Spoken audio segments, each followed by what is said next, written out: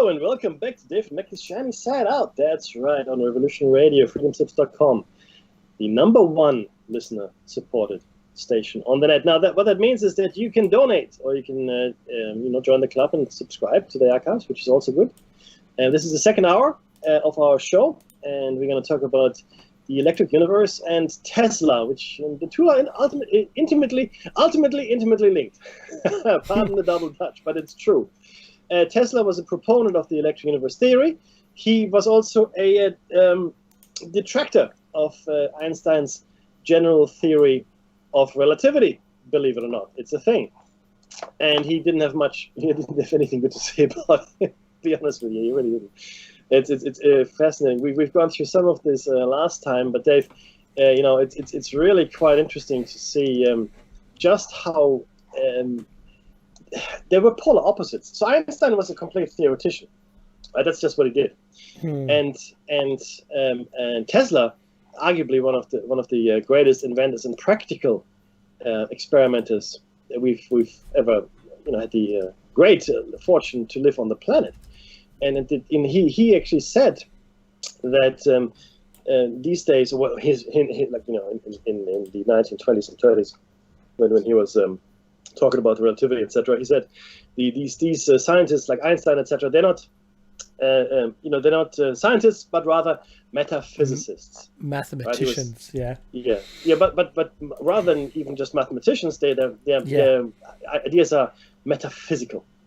Okay, so which means, of course, that he didn't put much stock into them. Like Lewis and Clark's recount of their relationship with that fellow that tagged along with them, saying a man of little worth or mention, and that's the only reference they gave him. Yeah, exactly, right. Interesting, right? So today we are on page I'm going to say 17, and we're going to take a closer look at Nikola Tesla, how he died, etc. So we looked at this last week. We looked at the timeline. We had a look there and see what happened after his death, and who moved what, who did what, etc., etc. And still, the military's interest, even some 40 years later, and the secret projects based on Tesla's inventions, it's not all bad for a guy who Trump said left nothing of value of scientific value. So Trump is actually a relative of Donald Trump today, and we discussed this last week as well. Wow, yes. So he left nothing of value. So Tesla was completely dismissed by the establishment. So, except the FBI came and raided him for all his patents. Absolutely right. So after Nikola, in fact, I'm going to share that with you right now. After Nikola Tesla died, there was a scramble by the United States government to find all of his papers, notes, and research before other foreign powers could find them. Now, obviously, the United States had a bit of a head start because Tesla was living in America at the time. And Tesla's nephew, Sava Kosanovich, reported that before the OAP had arrived, someone else had obviously gone through Tesla's belongings and took an unknown amount of personal notes and papers. And this is where it gets sort of interesting. We're going to talk about Otto Skorzeny, I think, today. We've got time. It was known by the FBI that German intelligence had already spirited away a sizable amount of Tesla's research several years before his death. This stolen material, it is thought, would eventually result in the development of the Nazi flying saucer. Then we've got, of course, the Nazi Bell, Kecksburg, etc., etc. The United States was going to make sure that this would not happen again. Anything even remotely associated with the great man was quickly confiscated and lost within the secret networks of pre-World War II America. Right? So understand, Tesla was killed prior to World War II. That's really important to understand here. Okay, so. He was killed during World War II, January 7, 1943. Okay, but prior to World War II, a lot of the Nazis had come in and stolen a lot of his stuff. Anyway, nevertheless, more than a dozen boxes of Tesla's belongings left behind at hotels like the Waldorf Astoria, the Governor Clinton Hotel, and the St. Regis had already been sold to salvagers to pay off Tesla's outstanding bills. Most of these boxes and the secrets they contained have never been found. Not a very good situation to be in. In 1976, 4 undistinguished boxes of papers were auctioned in the estate sale of one Michael P. Barnes. Little is known about Barnes except that he had been a bookseller in Manhattan. This auction took place in Newark, New Jersey, with the boxes and their contents being bought by Dale Elfrey for $25. Elfrey had no idea what was in the boxes when he bought them on a whim. I mean, you got it in storage wars today. You get these storage lockers, they're being used, you're a bit blind on them, and good luck to find what you can in there. This is sort of kind of, I guess, a sight unseen. He bought it. Storage wars. Storage wars, that's it. When he later went through them, he was surprised to find what appeared to be lab documents and personal notes of Nikola Tesla. Imagine that, right? Some of the lost papers of Tesla had once again resurfaced. However, due to ignorance, they were almost lost once again. Elfrey had little idea of the importance of the papers he now owned. Going through the incredible amount of material, Elfrey at first thought he had uncovered the notes of a science fiction writer. What he read was so incredible that it seemed impossible that any of it was true. Having little interest in what he had bought, Elfrey stashed the boxes away in his basement, thinking that he would go through them again later when he had more time. 20 years passed before Elfrey would once again find the time to open the strange boxes. Unfortunately, time had not been so kind to the precious contents contained within the boxes. The papers by now had mildewed quite badly. Ink had faded from the years of neglect in the damp basement. Elfrey was determined not to let this material disappear forever and started the laborious effort of trying to transcribe the information before it was too late. However, Elfrey soon found himself caught up in reading the remarkable papers. Tesla's notes are shocking in their revelations of the scientist's secret life, a life that up until this time had never been mentioned by Tesla or documented biographers after his death. These lost journals revealed that in 1899, while in Colorado Springs, Tesla intercepted communications from extraterrestrial beings who were secretly controlling mankind. These creatures were slowly preparing humans for eventual conquest and domination using a program that had been in place since the creation of humankind, but was now accelerating due to the Earth's increased scientific awareness.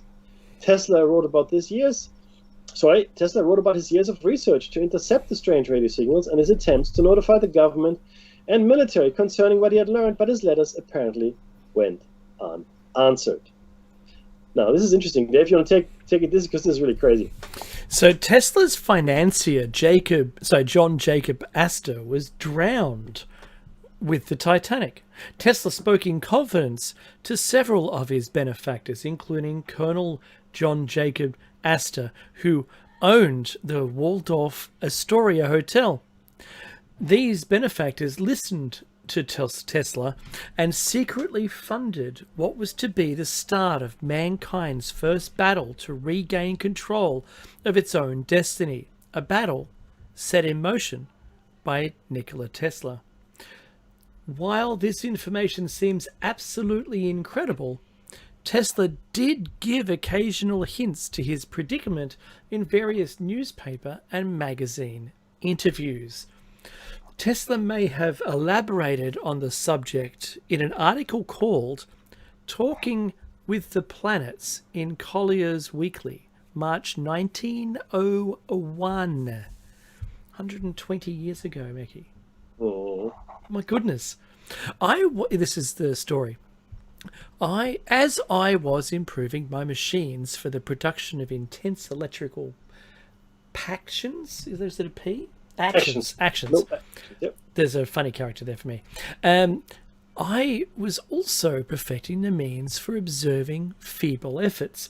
One of the most interesting results, and also one of great practical importance, was the development of certain contrivances, thank you, for indicating at a distance of many hundred miles an approaching storm, its direction, speed, and distance travelled. Kind of like a Doppler we use today. It was in carrying on this work for the first time I discovered those mysterious effects which have elicited such unusual interest. I had perfected the apparatus referred to so far that from my laboratory in the Colorado mountains, I could feel the pulse of the globe, as if it were noting every electrical change that occurred within a radius of 1,100 miles. I can never forget the first sensations I experienced when it dawned upon me that I had observed something possibly of incalculable consequences to mankind. I felt as though I were present at the birth of a new knowledge or the revelation of a great truth.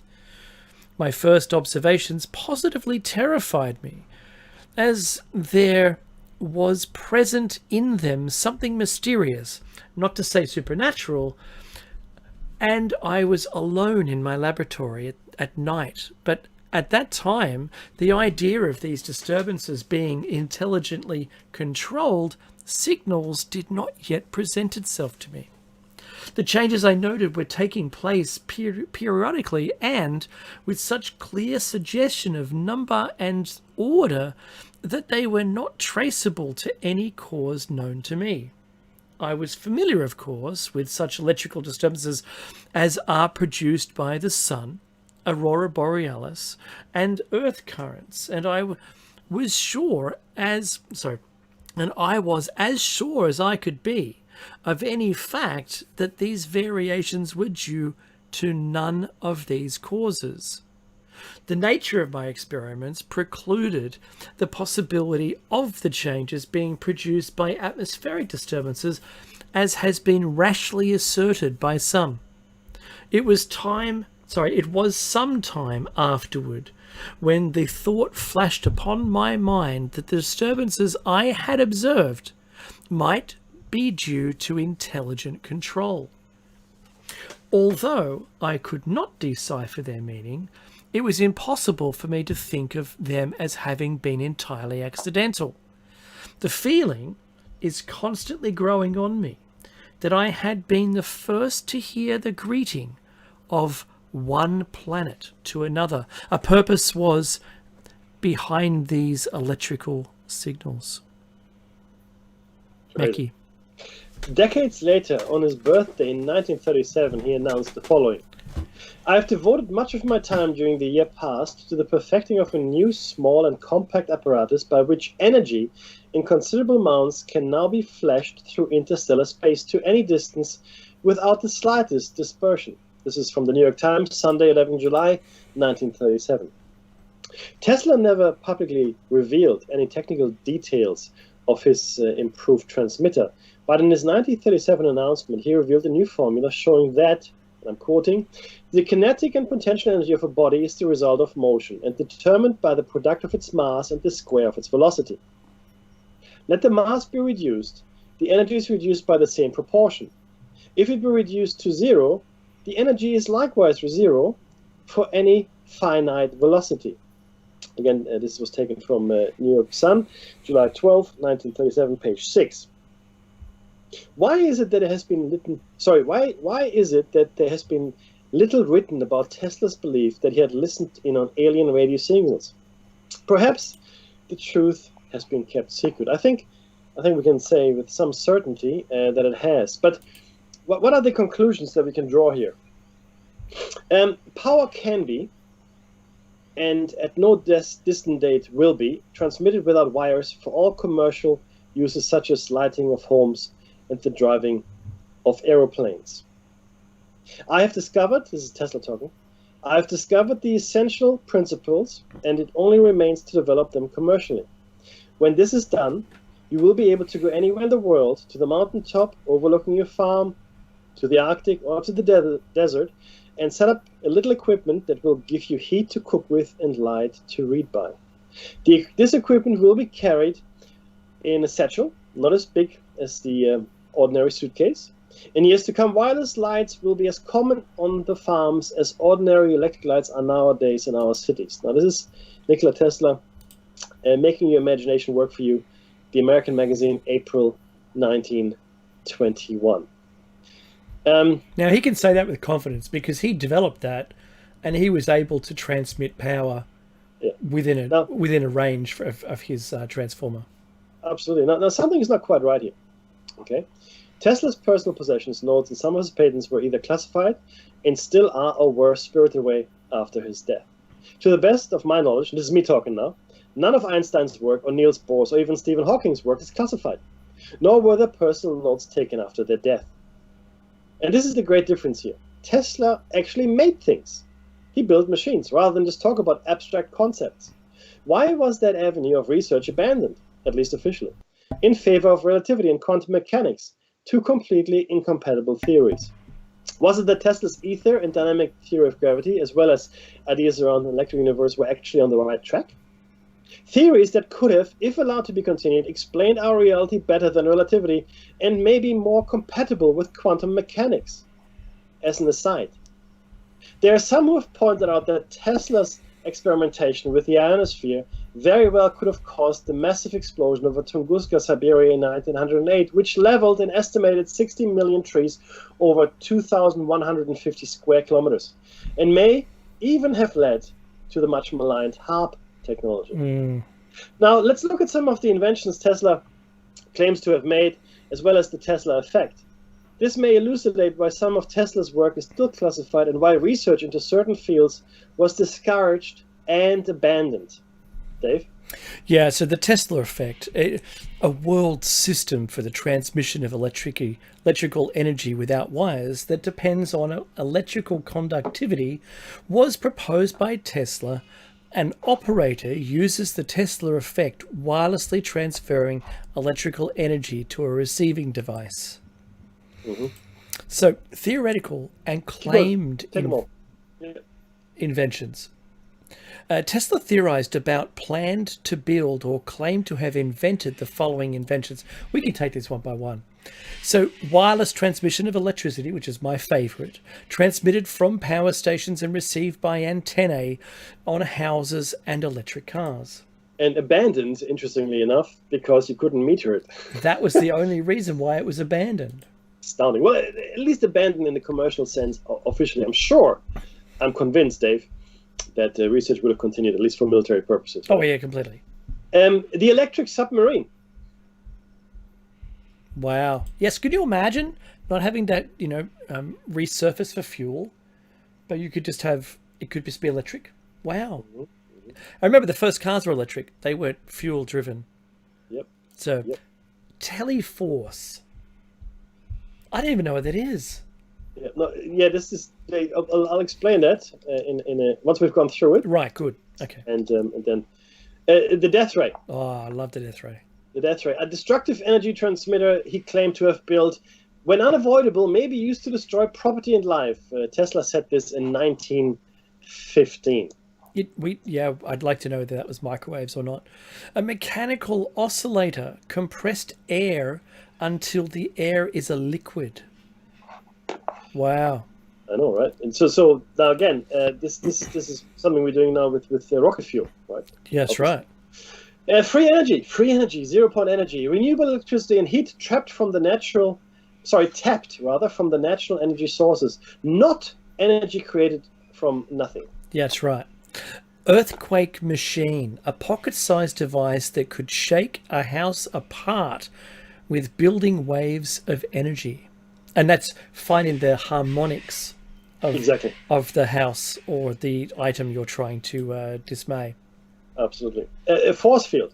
A scalar field dome made of energy that will eventually be built big enough to protect the city from attack during wars. And look, if you're even remotely interested in science fiction, this is a very common big force field, right? Portable force fields, personal force fields for cities, even planets. We've seen force fields for. Certainly in Star Wars, Star Trek, etc. You've seen them opening little, so you can get in. It's really shields up. The stuff that he's done allegedly is really the stuff of our science fiction.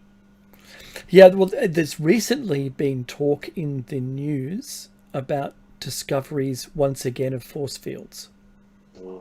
Right, so it's I don't think it went away. I think it was just being researched because the new 6th gen fighter is rumored to actually create a force field around itself that becomes a point in front of the aircraft so thin and fine as to reduce the friction on the aircraft. I know that the Russians were playing with that in the 2nd gen by using electrical forces. Tesla's flying machine, another of Tesla's theorized inventions, is commonly referred to as Tesla's flying machine, which appears to resemble an ion-propelled aircraft. Tesla claimed that one of his life goals was to create a flying machine that would run without the use of an airplane engine, even wings, no ailerons or propellers, or an onboard fuel source. Initially, Tesla pondered about the idea of a flying craft that would fly using electric motor powered by grounded base stations. As time progressed, Tesla suggested that perhaps an aircraft, or such an aircraft, could be run entirely electromechanically. The theorized appearance would typically take the form of a cigar or saucer. What a shock, right? Yeah. Just on that, very quickly. We're going to have a show cycle after the Coral Castle around our cohabitants, if you will, on this planet. Mm-hmm. And the key thing I want to highlight there, Dave, is going to be the fact that they seem to be technologically static. What do I mean by that? For thousands of years, we have had pretty much the same sightings of these craft. Yeah. Right? And there are a number of reasons for this. Reason number one is whatever civilization or group that produces these craft is from, right? They are completely stagnant in their technological development. They're not getting any better. Because it's the same. Unlike us with the motor vehicle, bingo. It's gone through a million evolutions. Yeah. This hasn't changed, as far as we can tell, for thousands of years. Now, this would, if we take it at face value, support our idea that it might be, in fact, a civilization of immortals. Mm-hmm. That because they think in long-term things, right? And once you've perfected something, why make it better? Well, you use it. I mean, this is as good as it gets, and that's it. Alternatively, it could be coming from these sightings coming from a single point in time. Yeah. What do I mean by that? So there's out there, or even a single point dimensionally, right? So there's this group or civilization out there, or whatever it might be, and maybe from another dimension, maybe from another time. But these incursions into our time or our dimension happen from the same place at that time. So someone I get it. Yeah, someone is near 10,000, for example, then they come back through all kinds of periods of history that we've experienced, but using the same technology, because that's there from that one time, right? So there are many different ways. But I do want to investigate this a little further, because I don't think anybody has ever investigated this in some detail. So I want us to be maybe the first that look at this in some more detail. So Mekki, like those ideas, or someone or an entity that share or cohabitates the Earth, mm-hmm. whose development program is disconnected from their origin. Correct. So all they have is what they have. So it's like right. That's cut off. Yeah. Oh, but there's no new shipment coming through. What do you mean? Well, we can't get in touch with the mothership. Exactly. Whatever the case may be, right? Yeah. And that's really so. Sorry, that's guys, everybody out there in the world. That's going to be show cycles coming up after the Coral Castle, which we need to get related to Tesla, believe it or not, the Coral Castle. Which brings me to the next one, which is the final one here that we're going to mention, and then it's going to get really crazy. Thought camera. In 1933, Tesla. Just imagine how much the Nazis would have loved this one. Just bear with me. Just crazy. In 1933, Tesla theorized about a device that could photograph thoughts. I expect, and I'm quoting here, I expect to photograph thoughts. In 1893, while engaged in certain investigations, I became convinced that a definite image formed in thought must, by reflex action, produce a corresponding image on the retina, which might be read by a suitable apparatus. This brought me to my system of television, which I announced at that time. And I just want to quickly tell everybody what Teleforce is, right? Because we didn't have a further explanation there. So Teleforce is essentially a proposed defensive weapon by Nikola Tesla that accelerated pellets or slugs of material to higher velocity inside a vacuum chamber via electrostatic repulsion, and then fired them out of aimed nozzles at intended targets. Railgun. Tesla claimed to have conceived of it after studying the Van de Graaff generator. And absolutely. Dave is right, 100%. This is actually a railgun. Mm-hmm. Okay, so now we're entering the tinfoil hat zone, like we haven't already. But this is now getting really. I think we both light up. You'll hear us shine through this. This is yeah. So this is really where it gets strange, right? So I do urge you to stay inside your vehicle, arms arms, legs, head. Do not extend yourself outside. Or the the disturbances And might no rip out. flash photography. No, you might startle the phenomena. And what do you have to do to your personal reality inverter? Just Disable it. Disable it. Just take it in. Take it in. You can poo-poo it afterwards. It's okay. It's all right. Just listen for now. Look, Dave, I'll let you take it because this is the name is Otto Skorzeny. Just to thank you so give you a much bit of a heads up there. Becky knows me. All right. So was Nikola Tesla was murdered by Otto Skorzeny? Okay, so edited by Sir Vodslav Milosevic, Director, Center for Counterterrorism and World Peace. Nikola Tesla was one of the greatest and most gifted men ever to have walked this earth. A huge amount has been written about the prodigal genius of Nikola Tesla, and so there may not be a great need to say more here about his life, his brilliance, his vision, and his achievements. So I do want to go to his museum in the Ukraine. Oh, yeah. Absolutely. It's on my bucket list. But in brief, Tesla was an extraordinary, intuitive, creative genius who, among a great deal else, invented alternating current, which powers the modern world, and radio, for which Marconi is often falsely given credit. Contemporary biographers of Tesla have deemed him the father of physics, the man, this is a quote, who invented the 20th century, and, another quote, the patron saint of modern electricity. Just think about that. We would have only had DC, and it had to be right next to the generator. Mm-hmm.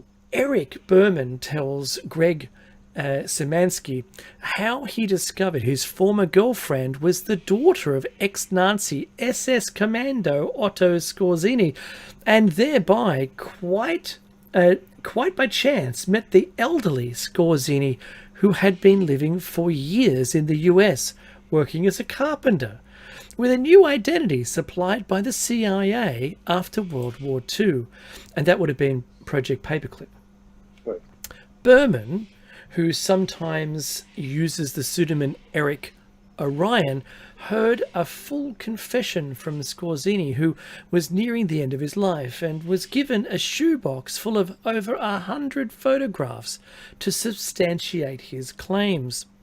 Among a number of other highly significant revelations, Berman heard from Skorzeny that he had personally suffocated Nikola Tesla on January 6th, 1943, assisted by fellow Nazi Reinhard Gehlen.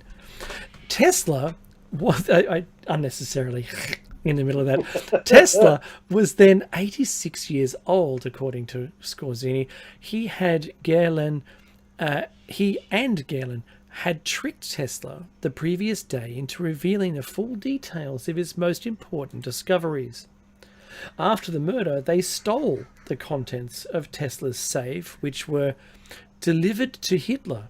Note, of course, that the US military would have fully repatriated this treasure trove of innovation through Project Paperclip at the end of the war. Okay. Otto Skorzeny, there's pictures here in the show notes, which we will put on our website, was Hitler's bodyguard and also an assassin, one of the many Nazis who exfiltrated to the US after World War II as part of the same aforementioned Project Paperclip. Many of these Nazi scientists ended up working for NASA, the CIA, and other US secret services. Although he supposedly died in 1975 in Spain, Skorzeny resurfaced in 1999. Otto Skorzeny described how, contrary to the CIA written history books, he helped Hitler escape to Austria in a plane flown by a female pilot, Hanna Riesch. Hitler did not commit suicide, Skorzeny recounted. His double was shot between the eyes, and the dental records proved he was not Hitler. The Americans kept it secret, worried the truth might anger the Russians. Yes. And this is pretty much where the show notes end. We finish it off with a photostat of the New York Times article from Friday, January 8, 1943. 2 days after his death. It's really an obituary. Nikola Tesla, 86, prolific inventor, alternating power currents developer, found dead in hotel suite in New York, claimed the death beam. He insisted the invention could annihilate an army of 1 million at once. So this is the article here that, it really is an obituary. 𝐫𝐶𝐨𝐥𝐮𝐭𝐢𝐨𝐧 account of returning what he was able to collect of the paperwork back to Germany and presenting to Hitler could very well have begun the Nazi bell. I would say that would definitely be the case. I mean, they may have found other artifacts, older artifacts even, but see, this is the thing. So what Tesla did here, and I do want to use the time to discuss this a little bit. Tesla clearly was on the right track to deciphering the mysteries of the cosmos. What makes the world tick? How does it all hang together? What are the principles at play? What are the forces in nature that are the most potent? And he was a massive proponent of the ether. He was a massive proponent of the idea of electricity being an underlying, electromagnetism as well. Being underlying forces, and gravity just being a sort of a side effect, if you will, of these forces. And he was very much a detractor of Einstein. But this is where it gets really strange and weird. And this is where we're in the tinfoil hat zone here. So if you look at these sightings of these UFOs, I'm looking at Tic Tac, for example, right? But anyway, let's take Tic Tac because the U.S. Navy said, yep, that happened.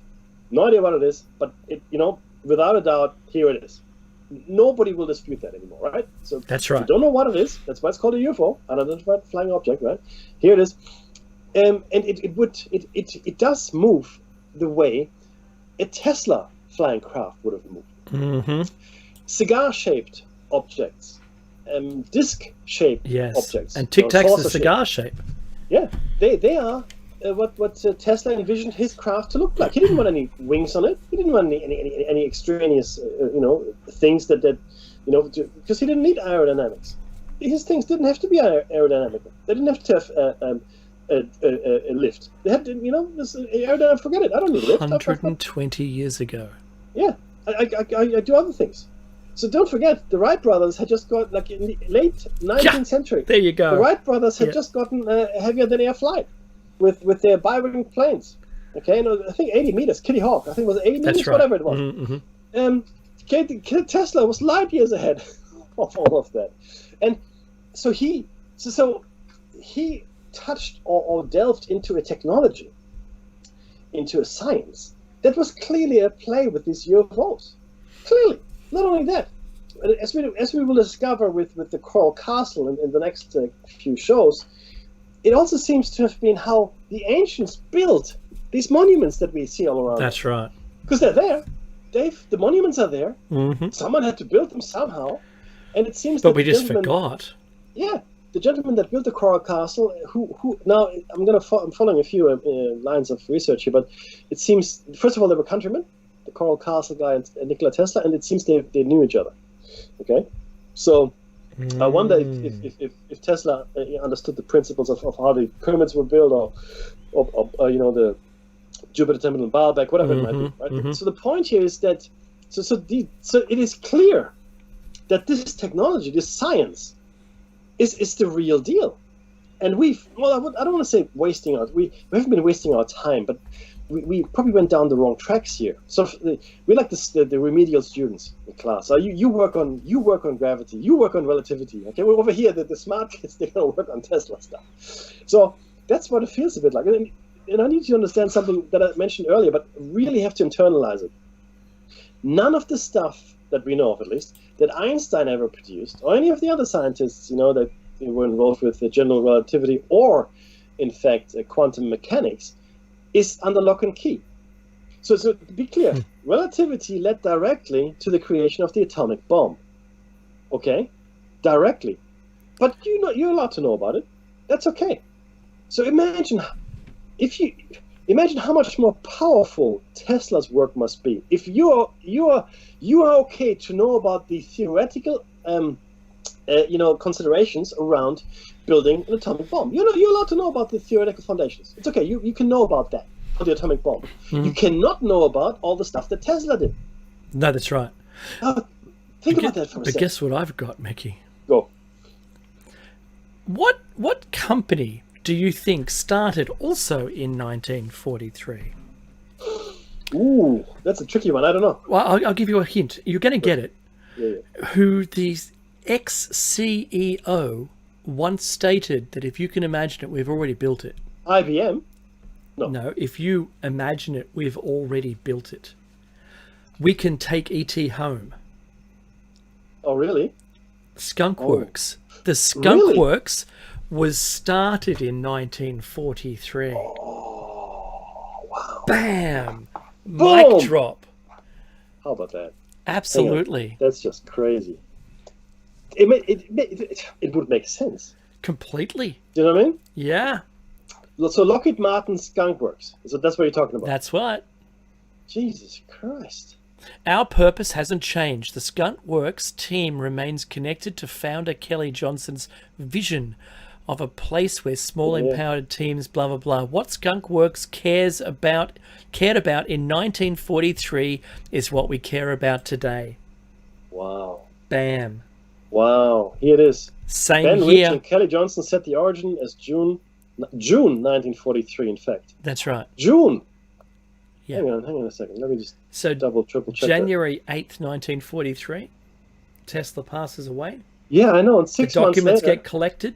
Boom! Read through. Oh my goodness, we need to develop this stuff. So I would say that Tesla not only intercepted potential alien signals, he also reverse engineered in his head.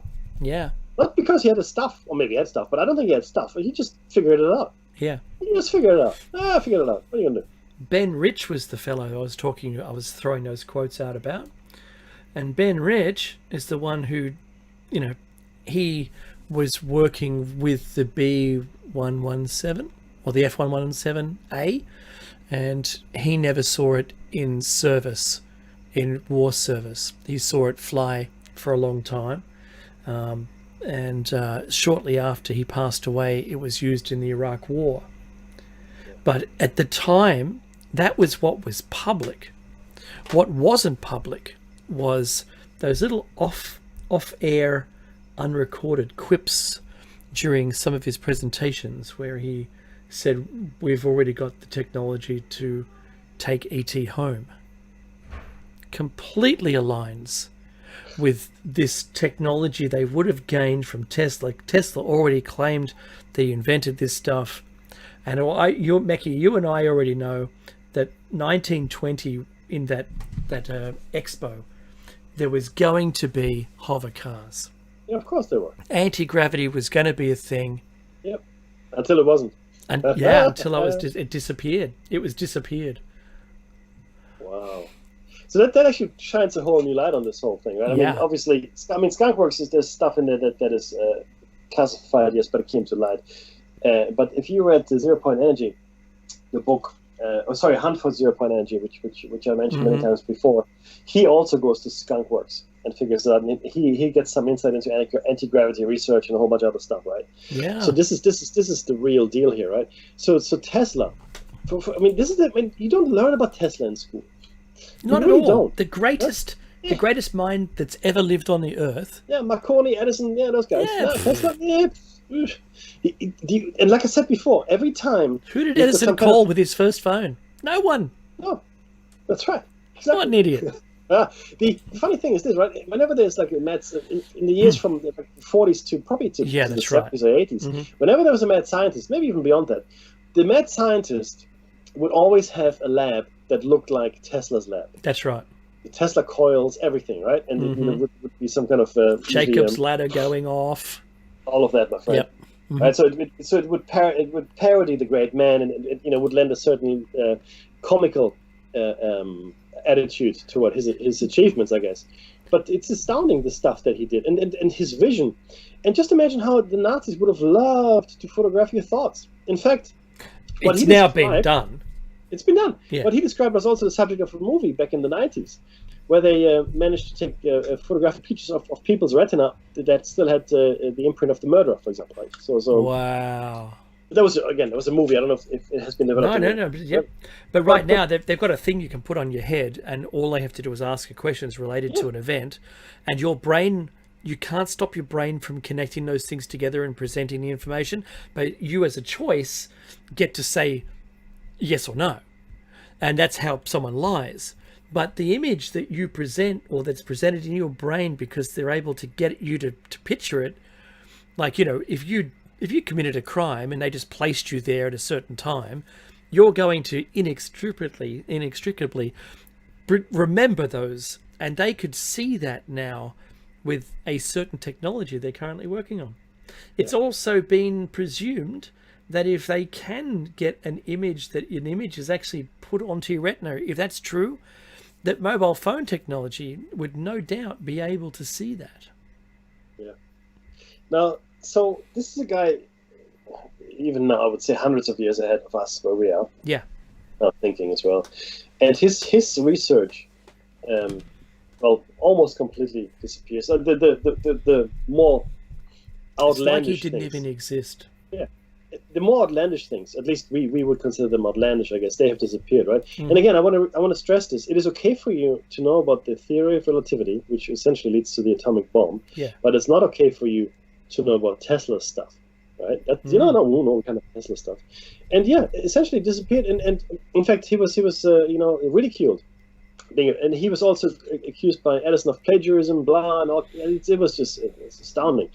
Edison clearly, tried to take, because Tesla worked for Edison for a while, and it was clear that Edison was trying to take advantage of Tesla. So Tesla struck out on his own, and then was supported by Westinghouse, whereas Edison stayed with General Electric. That's right. It is astounding to look at the history of this, and we don't understand just how much we have lost with this guy. He was kind of blackballed, wasn't he? Completely, but the knowledge that he had, the theories, the inventions, and he was a practical scientist. That's right. Meaning he built the stuff. He built it. He actually made it, right? So he wasn't theorizing. See, this is what he always said. All these guys, the general relativity guys, they're just metaphysicists. They're talking about stuff. That's I'm sure some of it mathematically works out. That's goodness. My stuff is all real. Here, I built it. Look over there. Look here, I got an operating model. Over here. It's like when Martin makes a generator, and he goes, "It's powering the room as we speak," and he turns it down and all lights dim. A Simpsons quote. Mickey, I'm really interested in this newspaper article here because I've been staring at it for such a long time. Go. Yeah. And what's really interesting, it alternating power currents developer found dead in hotel suite here. And then the next line is claimed a death beam. He insisted the invention could annihilate an army of 1 million at once. Wow. I know. No, it's yeah. I mean, we really have to upload the show notes. But this is like I said, if you've got access to archival, footage, etc. This is from the New York Times, Friday, January 8, 1943. Right? So a couple of days after his death. This is his obituary. And that's it. That was the end. That's the last time I heard of him, right? Well, yeah. It was so his contribution to the world cannot be understated. People say we're addicted to oil. We're addicted to. That's not true at all. No, this is the electric. This is the time of electricity. Yeah, we forget oil. I mean, oil is just used to generate, a power, if you will. So we are addicted to electricity. So everything that we have generates electricity meaningfully, right? So our cars, sure, internal combustion, they run that way. But I mean, these days we're going to electric cars, right? And nuclear power stations, what do they produce? Electric power. How? By being gigantic steam engines. That's all they are. That's all they are. But what Tesla here supposed is to tap directly into the ether, 0-point energy, right? And he said, I did it. And if we could do that, now this is really where it gets to the heart of the matter. If we had free energy, 0-point energy, for argument's sake, then all our economic systems would no longer be necessary. If you had power to run everything for free. So you no longer had to dig stuff up out of the ground. Mining, gone. You no longer had to have power plants, gone. All of your locomotion devices, planes, cars, boats, whatever, would no longer need to be filled up. You have to maintain them, clearly. I mean, you want to make sure they run well, but they would tap into energy directly rather than having to go somewhere and be filled up and be on the way that way. If you had free energy, you could drill really deeply into artesian water wells. You could pump water anywhere you wanted. All of a sudden, we would be living in a post-scarcity society. Now, post-scarcity means everybody has what they need. There's no longer need for any economic models or rationing or any economic competition, like in Star Trek society, right? Because it's not necessary. You have energy. You can do whatever you want. Not only that, the amount of energy available to us, forget a Dyson sphere. A Dyson sphere is meant to harvest the entire energy of your particular sun. And that's awesome, right? That's a stage 1 civilization. If you could harvest 0-point energy, it would the entire energy of the sun would be like striking a match in a dark room. And whereas your energy, 0-point energy, would be like a blazing fire next to it, right? Yeah. That's the difference here. We would be living in a very different world. There'd be no hunger. There'd be no longer any need for war. Okay. In fact, war would not be so unthinkable because we just completely annihilate ourselves. If we really wanted to, everybody would have fantastic. We're not talking about everybody having enough, Dave. That's not what we're talking about. No. We're talking about everybody living a life of luxury, leisure, study, self-improvement. Okay, that's the kind of life we would all be living if we had free energy available to us, and that is one of the key reasons that we don't, because you no longer would be requiring an elite or telling someone you don't need anyone to tell you what to do. Now, crime wouldn't disappear necessarily, but imagine if everybody had what they needed with a really great future ahead of them. They wouldn't be terribly. It wouldn't be. I mean, I'm not saying that people don't get born wrong or have something wrong with them chemically in the brain, etc. Sure, that can happen, but you would no longer be driven to crime because of poverty or because there is no future for you. That is no longer the case. Okay? The way in which your life experiences came in concession, one after the next, would probably not lead you into a life of crime. No, I mean, again, people are people, and different people do different things. I get it. Yeah, I'm not ever going to discount that. Yep. Yeah, but ultimately, you create conditions where everybody has got a fair go, and not just theoretically, but actually. Actually have a fair go, and beyond a fair go. For people are born into privilege. Everybody would be born into privilege. Mickey, the Star Trek universe of a dirt floor, but with a replicator and unlimited power. Yeah, exactly. You've got what you need. Yes, you can contribute to society, through the arts. You can kind of, exist and make a point, or just cruise along. Right? Yeah. Computing power would go through the roof as well. Yeah, absolutely, completely. So because you can, currently with a sheet of cardboard and some foil and a capacitor and a ground wire, you can currently use the energy within the atmosphere right now and generate power as an electrolytic conversion of the power between that and the earth. So you're harvesting the air, what's in the air, not solar power, but the earth resonance. Which is slightly different to 0-point energy. Now, people might say, well, 0-point energy is nonsense. Fair enough, you could say that, right? But it's not, because Casimir effect has proven that it isn't. The Casimir effect has proven once and for all that 0-point energy is a real thing. Now, how to get to it in a meaningful way, we haven't figured out yet. Clearly Tesla would have, or maybe he even has. Maybe Tesla has. Maybe there are stargates now, like they say they are. Yeah, maybe there's a secret space program, like they say there is. Maybe we're already on the intergalactic superhighway. Well, not all of us, obviously, but the few, the elite, the ones that believe the great unwashed don't have a place in their illustrious company. So this is where we are. This is the reality of it. And a man like that, would the Nazis have gone and killed him? Yes.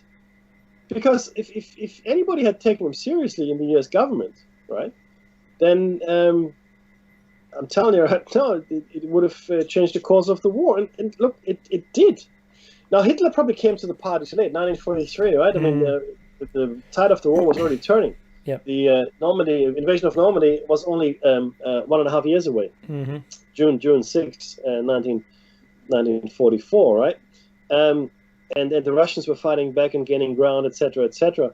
So, and then of course the Allies also had the atomic program going as well, the atomic bomb. But this would have given them another boost potentially, right? But I guarantee you that Hitler would have, like they've said, this might very well have gone right into the Nazi Bell labs and research, right? It might even have started it. They could have created a flying disc. Yep. Which has been theorized, and there's a lot of people have put pictures together of a very heavily mechanical riveted steel construction. Nonetheless, an anti-gravity device or gravity manipulation would render the mass of the object to zero anyway. And so it wouldn't matter what you constructed out of it. It looked like a really heavily fortified thing with guns. It did. Yeah. Now, go ahead. No, look, I just want to share something from the article here, which is really important to share with our listenership here. This is made public. This is a newspaper article. Yeah, completely, absolutely. So this is Nikola Tesla. This is the last few paragraphs in his article. I want to read it in totality. It says here the subheading of the last section is not practical in business, but I'm going to read the whole thing to you. He was greatly handicapped by lack of funds, for he was anything but a practical man as far as business was concerned. It was said that he was frequently victimized, but he did not seem to worry much as long as he had a place to work. He was driven by his fierce intellect and passion. Think about that for a second. Back to the article. Tesla probably could have become a rich man had he chosen to become an employee of a large industrial concern, but he preferred poverty and freedom. Early in 1887, he had formed the Tesla Electric Company of New York. But the concern was not a financial success. For many years, he did not even have a laboratory to work in, conducting his experiments in hotel rooms. Of his inventions, the most important were his systems of alternating current, power transmission, and distribution of electrical energy. A distribution of discharge was highly significant. After his discovery of a system of transmission of power without wires and a high potential magnifying transmitter, Tesla had been chiefly engaged since 1903 in the development of a system of telegraphy and telephony and designing a plant for the transmission of power without wires to be erected at Niagara. As early as 1908, Tesla made it known that he was experimenting with interplanetary communication. He firmly believed that most of the planets are inhabited and that messages could be sent between the Earth and Mars, Jupiter and Venus. He also had visions of harnessing the sun's rays and of utilizing the energy of the sea. Right, not to mention the ether here. So this is the guy. This is the man who, he invented the 20th century as far as I'm concerned. Yeah, so a defense against invasion, a dozen such plants located at strategic positions along the coast, Dr. Tesla said, would be enough to defend the country against all possible aerial attack. The beam would melt any engine, whether diesel or gasoline driven, and would also ignite the explosives aboard. No possible defense against it could be devised, as it would be all-penetrating, he declared. Should the government decide to take up his offer, Dr. Tesla can't read it. He basically said he would go to work at once and keep on working until I collapsed. However, he said, I would have to maybe insist on one condition. I would not suffer interference from experts. They would have to trust me. The beam, he said, involved 4 new inventions. One consisted of a method, an apparatus for producing rays, and the other manifestations of energy in free air. Hey, this is David McHugh's Shiny Side Out. Catch us again next week.